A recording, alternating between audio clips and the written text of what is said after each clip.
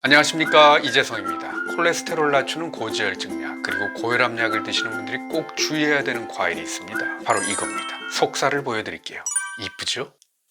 이름은 자몽. 이게 국적불명의 단어죠. 이걸 자몽이라고 부르는 나라는 아마 우리밖에 없을걸요. 외국에서 이 영상 보시는 분들이요, 이 과일은 그레이프 프루트입니다. 자, 이 과일을 가장 주의하셔야 되는 분들은요, 스타틴 계통의 고지혈증 약을 드시는 분들입니다. 그 약을 먹으면서 자몽을 같이 먹으면 정해진 용량만큼 먹는데도 과도하게 먹은 것 같은 반응, 즉 부작용이 나타날 수 있어요. 헐, 왜?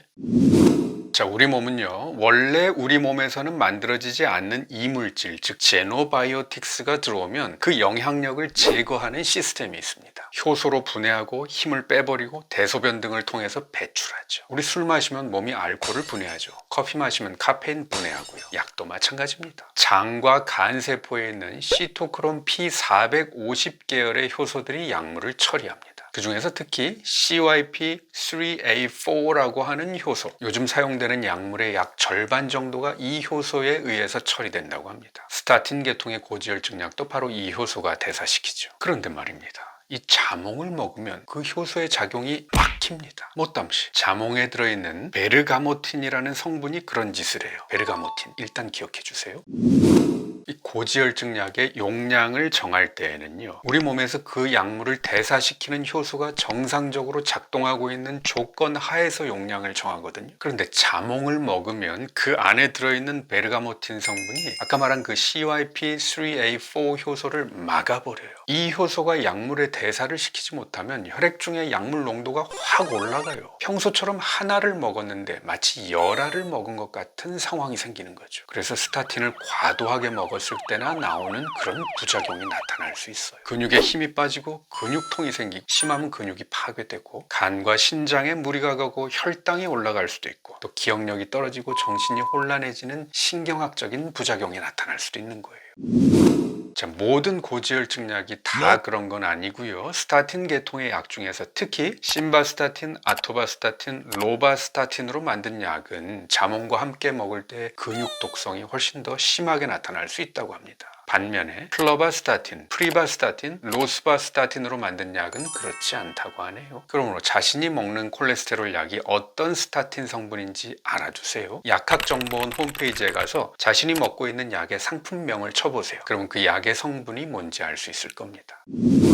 고혈압약의 대사 과정에도 같은 효소가 작용합니다. 그러므로 고혈압약을 드시는 분들도 이 자몽 조심. 물론 모든 고혈압약이 다 그런 건 아니고요. 칼슘 채널 차단제 계통의 약 중에서 암로디핀, 니페디핀, 니카르디핀 성분의 약이 그렇다고 합니다. 이런 고혈압약을 먹는 분들이 자몽 주스를 먹으면 2배 내지 4배 먹은 반응이 나타날 수도 있다고 해요. 자, 방금 말한 건 상품명이 아니라 성분명입니다. 찾아보세요. 자, 자몽의 이런 효과는 그저 몇 시간만 가는 게 아니라 며칠을 가기도 한대요. 그러므로 방금 말한 고지혈증 약이나 고혈압 약 먹는 분들이 어쩌다 자몽 주스를 마셨다면 약 복용량에 대해서 담당 의사하고 꼭 상의하세요. 하여간 그런 약 드시는 분들은 이 자몽은 좀 그냥 안 먹는 게 좋겠습니다. 자몽을 주스 형태로 먹을 때는 더 조심해야 됩니다. 그냥 과일째로 먹으면요, 몇 쪽 안 먹게 될 수도 있는데, 이걸 주스로 먹는다면 과일 몇 개를 한꺼번에 짜먹는 상황이 될 수도 있거든요. 이 문제를 일으키는 베르가모틴 성분은요, 이 과육보다는 껍질 부분에 더 많이 들어있다고 합니다. 그런데 주스를 짤 때 이 살만 발라내서 짜는 게 아니라 이걸 통째로 짠다면 베르가모틴 성분이 더 많이 나올 수도 있는 거죠. 그래서 주스가 더 문제예요. 진짜 제대로 만든 착즙 주스는요, 딱 한 잔만 마셔도 부작용이 나타날 수 있다고 해요. 물론 약 먹는 사람들 얘기예요. 약 안 먹는 분들은 전혀 상관없고요. 오해하지 마세요. 그럼 자몽 비슷하게 생긴 과일들은 어떤가요? 스위티, 귤, 오렌지, 레몬 주스 이런 거. 예, 이 질문이 꼭 나오지요.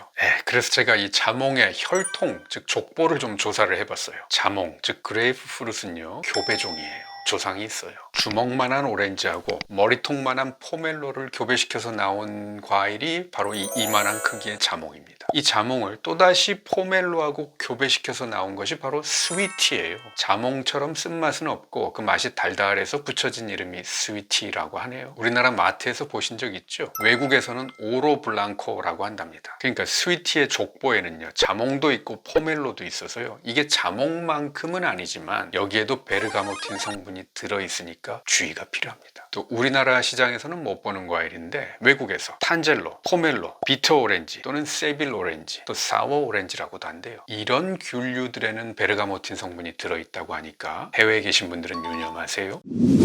자, 이 논문에 보니까요, 귤 비슷한 과일들, 즉 시트러스 계통의 과일은 조상이 이렇게 4가지 종류가 있다고 합니다. 이 중에 만다린 계통의 귤류는 베르가모틴이 없다고 합니다. 그러니까 우리나라에서 볼 수 있는 감귤, 일반적인 오렌지, 레몬은 괜찮고요. 또 외국에서 보는 귤, 즉 만다린, 텐저린 이런 귤류는 염려 안 하셔도 될 것 같습니다. 지금까지 제가 아는 한은 말입니다. 제 공부가 부족할 수도 있어요. 책임은 못 져요. 라임 주스에도 P450 효소를 저해할 수 있다는 자료가 있기는 한데요. 라임 주스는 이렇게 한 컵을 다 마시지 못해요. 그래서 라임은 아직까지 별 문제를 일으키지는 않은 것 같아요.